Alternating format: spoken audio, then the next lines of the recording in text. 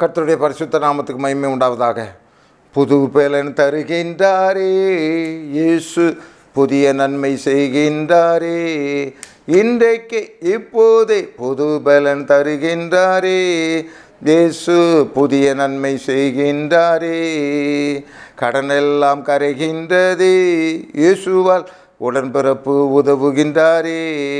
இன்றைக்கு இப்போதே புது பலன் தருகின்றாரே இயேசு, புதிய நன்மை செய்கின்றாரே. நோய்கள் எல்லாம் நீங்குகின்றதே இயேசுவால், பேய்கள் எல்லாம் பறக்கின்றதே. இன்றைக்கு இப்போதே புது பலன் தருகின்றாரே இயேசு, புதிய நன்மை செய்கின்றாரே. காயங்கள் எல்லாம் மாறுகின்றதே இயேசுவால், சொந்தங்கள் எல்லாம் கூடுகின்றாரே. இன்றைக்கு இப்போதே புது பலன் தருகின்றாரே இயேசு, புதிய நன்மை செய்கின்றாரே. பாவங்கள் எல்லாம் ஒழிகின்றதே இயேசுவால், சாபங்கள் எல்லாம் தொலைகின்றதே. இன்றைக்கு இப்போதே புது பலன் தருகின்றாரே இயேசு, புதிய நன்மை செய்கின்றாரே. ஆத்மா என்றும் களிப்பாகுதே இயேசுவால், அல்லேலூயா கீதம் பாடுதே. இன்றைக்கு இப்போதே புது பலன் தருகின்றாரே இயேசு, புதிய நன்மை செய்கின்றாரே. அன்னாள் பாடின மெட்டு. அருமையானவர்களே, அன்னாள் பாடின மெட்டு 1 சாமுவேல் 2ஆம் அதிகாரம் 1-8 வரை. அப்பொழுது அன்னாள் ஜெபமணி, என் இருதயம் கர்த்தருக்குள் களி கூறுகிறது, என் கொம்பு கர்த்தருக்குள் உயர்ந்திருக்கிறது, என் பகைஞரின் மேல் என் வாய் திறந்திருக்கிறது. உம்முடைய இரட்சிப்பினாலே சந்தோஷப்படுகிறேன். கர்த்தரை போல பரிசுத்தமுள்ளவர் இல்லை, உம்மை அல்லாமல் வேறொருவரும் இல்லை. எங்கள் தேவனைப் போல ஒரு கண்மணியும் இல்லை. இனி மேட்டுமையான பேச்சை பேசாதிருங்கள், அகந்தியான பேச்சுக்கு உங்கள் வாயிலிருந்து புறப்பட வேண்டாம். கர்த்தர் ஞானமுள்ள தேவன், அவர் செய்கைகள் யதார்த்தம் வல்லவோ. பலவான்கள் வில் முறிந்தது, தள்ளாடினவர்களோ பலத்தினால் இடைகட்டப்பட்டார்கள். திருப்தியாக இருந்தவர்கள் அப்பத்துக்காக கூலி வேலை செய்கிறார்கள். பசியாக இருந்தவர்களோ இனி பசியாகிறார்கள். மலடியாக இருந்தவள் 7 பெற்றால், அநேகம் பிள்ளைகளை பெற்றவளோ பலட்சியப்பட்டால். கர்த்தர் கொள்ளுகிறவரும் உயிர்ப்பிக்கிறவருமாயிருக்கிறார். அவரே பாதாளத்தில் இறங்கும், அதிலிருந்து ஏறவும் பண்ணுகிறார். கர்த்தர் தரித்திரம் அடைய செய்கிறவரும் ஐஸ்வர்யம் அடைய பண்ணுகிறவருமாக இருக்கிறார். அவர் தாழ்த்துகிறவரும் உயர்ந்துகிறவருமாக இருக்கிறார். அவர் சிறியவனை பொழுதிலிருந்து எடுத்து எளியவனை குப்பையிலிருந்து உயர்த்துகிறார். அவர்களை பிறப்புகளோடு உட்காரவும் மகிமையுள்ள சிங்காசனத்தை சுதந்திரிக்கவும் பண்ணுகிறார். பூமியின் அஸ்திபாரங்கள் கர்த்தருடையவைகள், அவரே அவைகளின் மேல் பூச்ச கருத்தை வைத்தார். அவர் சிறியவனை பொழுதிலிருந்து எடுத்து எளியவனை குப்பையிலிருந்து உயர்த்துகிறார். இந்த நாளிலும் அன்னாள் போட்ட மெட்டு. அருமையானவர்களே, அருமையான அன்னாள் என்கிற அம்மையார் அந்த காலத்திலே வாழ்ந்தார்கள். 1 சாமுவேல் 1ஆம் அதிகாரத்திலே படிக்கின்ற பொழுது அவளுடைய வாழ்க்கை முழுவதும் போராட்டத்தினாலே நிறைந்திருந்தது, நிந்தையினாலே இருந்திருந்தது. இந்த உலகத்திலே நான் ஏன் வாழ வேண்டும், எனக்கு ஏன் இந்த துன்பம், எனக்கு ஏன் இந்த கஷ்டம். அவர்கள் ஓடிக்கொண்டே இருந்தார்கள், யோசித்து கொண்டே இருந்தார்கள், போராடி கொண்டே இருந்தார்கள். ஒரு நாளிலே அவர்களுக்கு ஒரு தீர்வு கிடைத்தது. அவருடைய போராட்டத்துக்கு ஒரு முடிவு வந்தது. இன்றைக்கு உன்னுடைய போராட்டத்துக்கு ஒரு முடிவு இருக்கிறது, உன்னுடைய ஓட்டத்துக்கு ஒரு முடிவு இருக்கிறது, உன்னுடைய இந்த வறட்சிக்கு ஒரு முடிவு இருக்கிறது, உன்னுடைய தொழில் போட்டிக்கு ஒரு முடிவு இருக்கிறது, எல்லாவற்றுக்கும் ஒரு முடிவு இருக்கிறது. ஆகவே நீ என்ன செய்ய வேண்டும், அதை கண்டுபிடிக்க வேண்டும். வாழ்க்கையில் ஏன் இது நடந்து கொண்டிருக்கிறது? படைத்தவர் ஒருவர் இல்லையா? இந்த உலகத்திலே கஷ்டப்படுவதற்காகவா நம்ம தேவன் படைத்திருக்கிறார்? இல்லை, அவருடைய இஷ்டம் அதுவாக இல்லை. அப்படியான அந்த வாழ்க்கையினுடைய காரியங்கள் என்ன? எனக்கு ஏன் இது சம்பவித்து கொண்டிருக்கிறது? நீ தேட வேண்டிய நபர், நீ சந்திக்க வேண்டிய நபர், நீ முறையிட வேண்டிய நபர் ஒருவர் இருக்கிறார். அவர் யார் என்று அவர் பார்த்த பொழுது, கர்த்தருக்குள் பிரியமானவர்களே, 1 சாமுவேல் 1ஆம் அதிகாரம் 10ஆம் வசனம். அவள் போய் மனங்கசத்து மிகவும் அழுது கர்த்தரை நோக்கி விண்ணப்பம் பண்ணி. பாருங்க, தேனின் கர்த்தாவே, தேவரீர் உம்முடைய 11 அடியாளில் சிறுமையை கண்ணோக்கி பார்த்து உம்முடைய அடியாளை மறைவாமல் நினைத்தில்லை. உம்முடைய அடியாளுக்கு ஒரு ஆண் பிள்ளையை கொடுத்தால் அவன் உயிரோடு சகல நாளும் நான் அவனை கர்த்தருக்கு ஒப்புக் கொடுப்பேன். அவன் தலையின் மேல் சவரகன் கத்தி படுவதில் என்று ஒரு பொருத்தனை பண்ணினாள். அருமையானவர்களே, போராட்டம் எல்லாருக்கும் உண்டு, பேசுகிற எனக்கு உண்டு, உங்களை காட்டிலும் அதிகமாக எனக்கு உண்டு, பணப்பிரச்சனை உண்டு. இவைக்கு எல்லாம் முடிவு யார் தெரியுமா? இதுக்கு வழி என்ன தெரியுமா?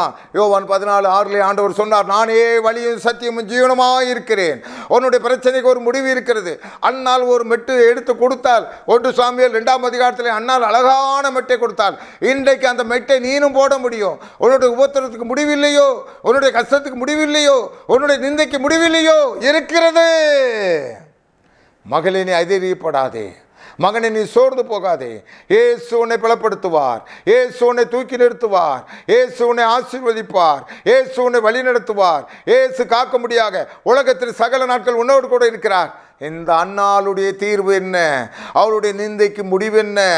அழுதால், புரண்டால், சிந்தனை ஓரத்திலே உட்கார்ந்து சிந்தித்தால், என்னை படைத்தவர் ஒருவர் உண்டல்லவா, அவர் தானே இந்த கற்பத்தின் கனியை கொடுக்க முடியும். அவர் யார்? அப்போலோ ஆஸ்பத்திரி அல்ல, சிறந்த டாக்டர் நிபுணர் அல்ல, அவர்களெல்லாம் இருக்கட்டும், தேவைதான். ஆனால் என் இயேசு அங்கே பேச வேண்டும், எனக்கு கற்பத்தின் கனியை கொடுக்க வேண்டும். ஆகவே ஆஸ்பத்திரியை காட்டிலும், இயேசு ஆஸ்பத்திரியை காட்டிலும், 10 டிகிரி எடுத்த டாக்டரை காட்டிலும் ஆலயம் சால சிறந்தது. அங்கே போய் அமர்ந்தால் ஐயா, அவருடைய பிரச்சனைக்கு அங்கே தீர்வு வந்தது ஐயா. அன்னால் பாடினால் மெட்டு. கர்த்தர் உயிர்ப்பிக்கிறவரும் கொள்ளுகிறவரும் கர்த்தர் உயிர்ப்பிக்கிறவருமாக இருக்கிறார். சிறியவனை எளிதிலிருந்து குப்பையிலிருந்து உயர்த்துகிறார். அன்பான வாலிபனே, எதிர்காலம் இல்லை என்று நினைக்கிறாய், இயேசு உன்னோடு கூட இருக்கிறார். ஆலயத்துக்கு போ, இந்த ஞாயிற்றுக்கிழமை ஆலயத்துக்கு போ. அங்கே உனக்கு ஆண்டவர் பேசுவார், உனக்கு ஒரு வாசல்களை திறந்து கொடுப்பார். குழந்தை பாக்கியம் இல்லையா? இந்த ஆண்டவரை தேடி தனிமையிலே உட்கார்ந்து அழுது, ஆண்டவருடைய ஆலயத்தில் உட்கார்ந்து அழுது நீ புலம்புகின்ற வேளையிலே ஆண்டவர் இந்த அன்னாளை மெட்டு போட வைத்தாரியா. அவர் பாடுகிறார், கர்த்தர் இல்லாமல் தேவன் இல்லை. மல்லடியாயிருந்தவள் 7 பிள்ளை பெற்றாள். பிள்ளை பெற்றவளோ பலட்சியமாய் போனவார். கர்த்தர் உயிர்ப்பிக்கிறவரும் கொள்ளுகிறவருமாக இருக்கிறார். சிறியவனை குப்பையிலிருந்து உயர்த்துகிறார் என்று அழகான மெட்டு பாடினாள். ஏன் இந்த மெட்டை நீ பாடக்கூடாது? ஏன் புலம்பிக் கொண்டு தெரிகிறாய்? தாவீது ராஜா சங்கீதத்தில் சொல்லுகிறார், ஏன் என் நெஞ்சமே நீ கலங்குகிறாய், தேங்குகிறாய்? இரட்சகராகிய இயேசு உயிரோடு இல்லையா? மரித்தும் சதாகாலமும் உயிரோடு இருக்கிறேன் என்று சொன்ன தேவன் உயிரோடு இல்லையா? அவர் உன் பக்கத்தில் நின்று கொண்டு இருக்கிறார். உன் கிராமத்துக்கு வந்திருக்கிறார். உன்னை சந்திக்க பிரியப்படுகிறார். நீ அவர் இருக்கிற இடத்துல போய் சந்தி. அங்கே ஆண்டவராக இயேசு கிறிஸ்து அங்கே அமர்ந்திருந்தார். மரியாள் இடத்துல போய் சொல்லப்பட்டது, ஆண்டவர் அந்த இடத்துல உட்கார்ந்துருக்கிறார். அந்த இடத்துக்கு வந்த பிறகு ஆண்டவர் சந்திச்சாரியா. ஆண்டவர் இருக்கிற இடத்துல இருந்து கொண்டு இருக்கிறார். தேவன் சொல்லுகிறார், என்னால் செய்ய முடியாத அதிசயமான காரியம் ஒன்றுமில்லையே. உனக்கு ஆண்டவரை நீ தேடுவதற்கு இந்த கஷ்டம் உனக்கு வந்திருக்கக்கூடாது. ஆண்டவருடைய பரிகாரிய ஆண்டவரை தேடுவதற்கு ஏன் இந்த பிரச்சனை வந்திருக்கக்கூடாது? ஆகவே ஒரு முடிவு எடுத்துக்கொள். நானும் அன்னாளை மாதிரி ஒரு மெட்டு பாட வேண்டும். நானும் அன்னாளை மாதிரி கர்த்தரை துதிக்க வேண்டும். அதன் பிறகு அன்னாளுக்கு 4 பிள்ளைகள் ஆண்டவர் கொடுத்து ஆதரித்தார். அவள் 10 வருடமாக 10 குழந்தைகளை பெற்றவள் பலட்சியமானாள். ஆனால் ஆண்டவரை நம்பின, யெகோவா தேவனை நம்பின இந்த அன்னாள் மெட்டு பாடினாள். இதுதான் உன்னுடைய வாழ்க்கையில் நடக்கப் போகிறது. பிரியமானவனே, இந்த வாழ்க்கையிலே துன்பங்கள், துயரங்கள், கஷ்டங்கள், ஏன் பிறந்தோம், ஏன் எனக்கு இப்படி நடக்கிறது, இதெல்லாம் சாத்தானுடைய ஒரு சோதனை, ஆண்டவருடைய வேதனை அல்ல. ஆண்டவர் என்ன காத்து கொண்டிருக்கிறார்? ஆசீர்வாதத்தை வைத்து காத்து கொண்டிருக்கிறார். வேலை வாய்ப்பை கையில் வைத்திருக்கிறார். திருமணம் என்கிற காரியத்தை ஆண்டவர் கையில் வைத்திருக்கிறார். நீடித்த ஆயுசுங்கிற காரியத்தை ஆண்டவர் கையில் வைத்திருக்கிறார். ஆரோக்கியத்தை தேவன் கையில் வைத்திருக்கிறார். ஒரே ஒரு விஷயம், என் பிள்ளை எனக்கு கேட்க மாட்டானா? எனக்கு தெரிஞ்ச ஒரு குடும்பத்தில் ரொம்ப நாள் நடந்துக்கிட்டு இருந்தது. அண்ணன் தம்பி சண்டைகள் வந்து விட்டது. அந்த மூத்தவர் என்ன செஞ்சிட்டாரு, அப்பாவை கொஞ்சம் ஒரு மாதிரி பேசிட்டார். சொத்து சுகங்கள்லாம் நிறைய இருக்குது. ஆனால் மூத்தவர் இப்போ கஷ்டப்பட்டுக்கிட்டே இருக்கிறாரு. தகப்பனுக்குள்ளாக ஒரு எண்ணம் இருந்தது, நான் தானே இந்த பிள்ளையை பெற்று வளர்த்தேன், அவன் கஷ்டப்படுறான், சரி தான், ஒரு வார்த்தை என்கிட்ட சொல்லிட்டு ஊரில் யாரெல்லாமோ சொல்லிகிட்டே இருந்தாங்க, ஐயா உங்கள் பெரிய தம்பி, உங்கள் பெரிய பிள்ளை தானே ஐயா, நீங்கள் தானே ஐயா பெற்றீங்க, அவன் என்ன பேசுகிறான், ரொம்ப கஷ்டப்படுறான். ஆனால் அந்த தகப்பனார் மனசுக்குள்ளாக ஒரு எண்ணம் வச்சுருந்தார், என்னைக்கு என் பிள்ளை வீடு தேடி அப்பா நான் கொஞ்சம் கஷ்டப்படுறேப்பா, அப்பா அந்த குரல் எனக்கு சொல்லிட்டா போதும், நம்ம உடனே செஞ்சிடலாம். காலம் வந்தது, ரொம்ப கஷ்டத்துக்குள்ளாக ஆகி போனான். ஊரில் எல்லாரும் சொன்னாங்க, உங்கள் அப்பாவை போய் பாருப்பா. ஒரு நாளிலே வந்தான் மூத்த மகன். அப்பா கூப்பிட்ட உடனே போய் ஆவி கட்டி அணைத்து கொண்டார். அன்றைக்கே சொத்தை 2 பேருக்குமாக பிரித்து மூத்த மகனுக்கு மூத்த மகனுக்கு கொடுத்தார், இளைய மகனுக்கு இளையமனுக்கு கொடுத்தார். அது மாத்திரமல்ல, மூத்த மகன் அப்புறம் மனம் திரும்பி, அப்பா என்கிட்ட தான் நீங்கள் இருக்கணும், உங்கள் காலம் ஃபுல்லாக நான் சோறு போடுவேன், உங்களை நான் அவமதிச்சிட்டுன்னு கூப்பிட்டு போயிட்டான். அந்த குடும்பம் மெட்டுப்பாட ஆரம்பித்து விட்டது. அந்த குடும்பம் மெட்டு போட ஆரம்பித்து விட்டது. இன்றைக்கும் அந்த இயேசப்பா உனக்காக தவித்து கொண்டிருக்கிறார். என் பிள்ளை ஏண்ட வரமாட்டானா, எங்கெங்கேயோ போகிறானே, ஃப்ரெண்ட்ஸ்ன்னு போகிறானே, என்கிட்ட வந்தால் நான் நன்மை செஞ்சுருவேனே. ஆண்டவர் உனக்கு ஆசீர்வாதத்தை வச்சிருக்காருமா தம்பி, ஆண்டவர் உனக்கு ஆசீர்வாதத்தை வச்சிருக்காரு ஐயா. நீ ஆண்டவர்கிட்ட வரும்போது நீனும் மெட்டு போடுவா. என்ன ஆனந்தம், என்ன ஆனந்தம் சொல்லக்கூடாது. நீ அருமையான மெட்டு போடுவா. அண்ணால் அன்னைக்கு மெட்டு போட்டா, இன்றைக்கு நீயும் மெட்டு போட ஆண்டவர் காத்து கொண்டு இருக்கிறார். ஓடி வருவாயா, அவருடைய சமூகத்தை தேடுவாயா.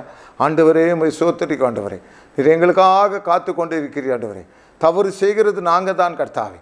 உம்மை தேடுகிற இந்த ஜனம் வாழ்வதாக, என்னுடைய குடும்பம் செழிப்பதாக, தொழில்கள் ஓங்குவதாக, இந்தியாவில் இயேசு நாமம் மகிமைப்படுவதாக, எல்லா ஊழியங்களையும் கர்த்தர் ஆசீர்வதிப்பீராக. ஆண்டவரை உம்மை தேடுகிற எல்லாருக்கும் நீர் தென்படுகிறீர் ஆண்டவரே. உம்மை தேடுகிற ஒருவரை நீர் கைவிட மாட்டீர் ஆண்டவரே. அன்னாலை மெட்டு போட வைத்த தேவன் ஒவ்வொரு குடும்பத்திலும் தேடி மெட்டு போட வைப்பீராக. ஏழை அடிமை குடும்பத்தை விசாரிப்பீராக. ஜாய் டிவி ஊழியங்களை ஆசீர்வதிப்பீராக. இயேசுவின் வழியாக வேண்டுகிறேன் நல்ல பிதாவே. ஆமென், ஆமென், ஆமென்.